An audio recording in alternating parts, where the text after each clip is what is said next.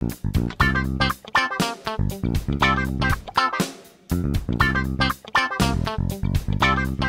cadres sont un enjeu stratégique de cette prochaine réforme des retraites, pour deux raisons. La première, c'est qu'on voit bien que le gouvernement refuse toute ressource supplémentaire pour les retraites. C'est-à-dire qu'il refuse de mettre un pourcentage supplémentaire du PIB dans le cadre de notre système social des retraites. Ça veut dire tout simplement et clairement que l'on va passer de l'égalité des droits des retraites, cadres et non cadres, en termes de lisibilité, de visibilité, d'un haut niveau de remplacement des retraites par rapport au salaire et donc par rapport au niveau de qualification, responsabilité exercée, à la notion même d'équité. Et c'est quoi l'équité? L'équité, puisqu'on refuse d'augmenter les ressources par rapport aux besoins, eh bien ça va être le partage de la pénurie dans le monde du travail et entre les catégories. Ça veut dire clairement que les cadres vont être encore plus pénalisés que les autres catégories. Et pourquoi? Eh bien pour les pousser peu à peu à la capitalisation. Voilà. Et cette capitalisation, c'est quoi? Eh bien, c'est une fragilisation extrêmement importante de tout notre système de retraite. Voilà pourquoi la question de répondre aux aspirations des cadres et de leur donner la possibilité de participer et d'être partie prenante de ce régime solidaire qui existe aujourd'hui, c'est une question évidemment de justice pour les cadres eux-mêmes, mais c'est une question pour l'ensemble du monde du travail. Le deuxième point, peut-être, c'est la question de l'allongement des annuités. Voilà. On sait que les cadres et donc les jeunes diplômés aujourd'hui, notamment aujourd'hui, bien évidemment, entrent beaucoup plus tardivement dans le monde du travail et qu'en plus ils connaissent les mêmes préoccupations que l'ensemble de la jeunesse aujourd'hui et les mêmes préoccupations de l'emploi, donc avec un chômage, etc. Allonger effectivement la durée du travail, c'est pénaliser doublement les ingénieurs cadres et techniciens et c'est surtout une réforme de la génération double peine pour l'ensemble de la jeunesse et notamment les jeunes diplômés.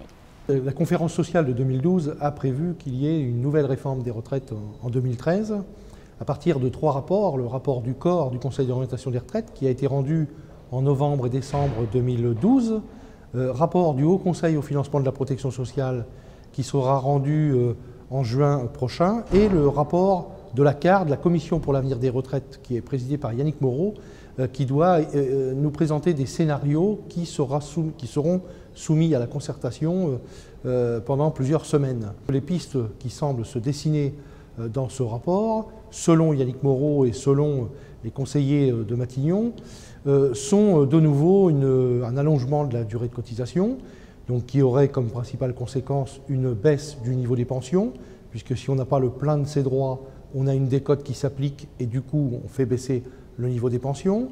On nous propose également une désindexation à l'image de ce qui s'est fait sur les retraites complémentaires et de ce qui a été signé par certaines organisations syndicales de salariés.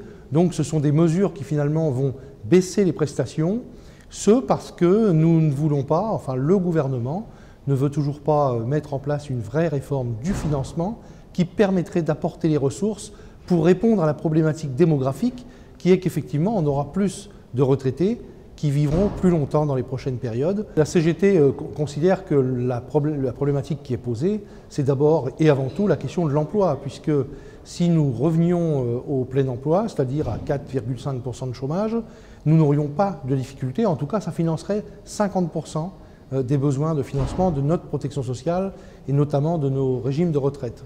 Donc nous proposons pour ce faire une modulation des cotisations qui permettent de prendre en compte ce qu'est la politique salariale et la politique de l'emploi des entreprises, mais y compris ce que représente la masse salariale dans la valeur ajoutée.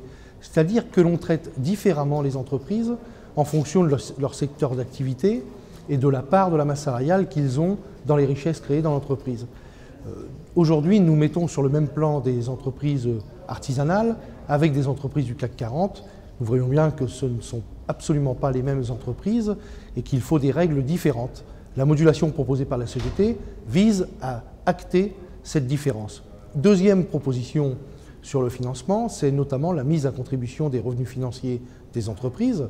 Là, ce sont principalement les dividendes qui sont versés chaque année. On est sur une assiette de l'ordre de 250 milliards. Les soumettre à cotisation au même niveau que les salariés permettrait de dégager 20 milliards d'euros pour nos régimes de retraite. Et enfin, élargissement de l'assiette de cotisation.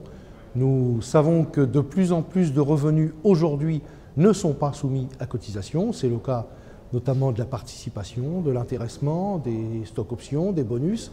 Il nous faut absolument les mettre à contribution au même niveau que les revenus du travail, ce que les salariés payent, et donc par conséquent, ça nous permettrait de faire rentrer environ 10 milliards d'euros dans les caisses. Vous voyez donc finalement le déficit annoncé pour 2020, qui est de l'ordre de 20 à 21 milliards, peut rapidement être comblé à condition de prendre les mesures qui s'imposent et de répartir les richesses autrement.